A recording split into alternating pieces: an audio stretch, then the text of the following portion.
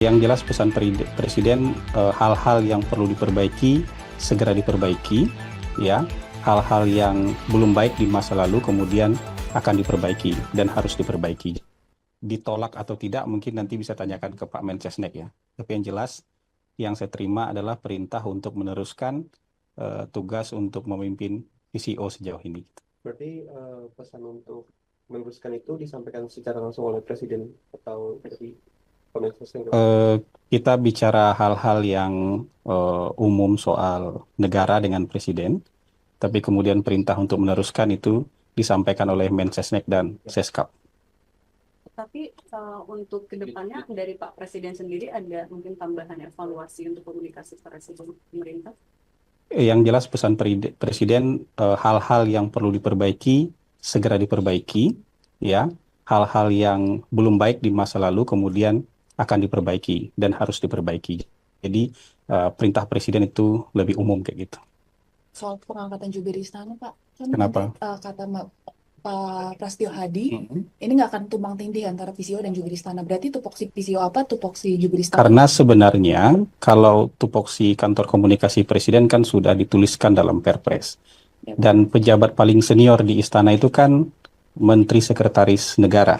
Jadi sebenarnya Menteri Sekretaris Negara bisa bicara apapun karena dia pejabat yang paling senior di istana. Kalau kita kan memang harus diberikan label komunikasi baru bisa bicara. Dan di kantor ini kan nggak semua orang bisa bicara. Jadi kita memang konsisten aja dengan tugas dan fungsi yang diamanatkan oleh Perpres nomor 82, mengkomunikasikan informasi-informasi yang sifatnya strategis yang terkait dengan Astacita, terkait dengan program hasil terbaik cepat, terkait dengan program prioritas. Jadi kira-kira ruang lingkup amanah Perpres untuk kantor komunikasi ini yang sering kita sebut dengan 8-17-8 itu.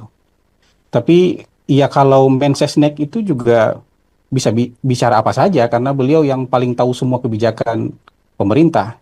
Jadi sebenarnya kalau Mensesnek mau lebih aktif bicara itu sama sekali tidak tumpang tindih dengan, karena pasti sama apa yang disampaikan oleh Mensesnek itu juga bagian dari hal-hal yang harus juga kita sampaikan. Bahkan kalau sudah disampaikan oleh Mensesnek itu kan juga kalau terkait dengan 8-17-8 juga hal-hal yang harus kita amplifikasi di bawah sebagai kantor komunikasi kepresidenan gitu. Bang Sam, tapi sejak yang pengunduran diri itu apakah akses ke Presiden untuk rapat juga sekarang sudah lebih terbuka untuk PCO? Saya baru bertugas hari ini. Jadi kemarin saya ikut rapat kabinet, hari ini saya mulai ngantor lagi. Ya, gitu kira-kira. Memastikan komunikasi atau hubungan dengan istana masih berarti baik-baik aja ya Bang?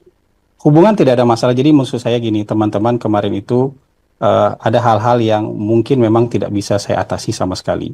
Dan ini bukan bukan kemarahan, bukan ngambek, bukan hard feeling, itu enggak. Jadi kita kan memang harus tahu aja batas kita sampai di mana untuk melakukan ini. Tapi dari Bapak Mensesnek dan Bapak Seskap kemudian menyatakan bahwa hal-hal yang kemarin kemudian tidak bisa diatasi, beliau berdua akan bantu mengatasinya. Gitu.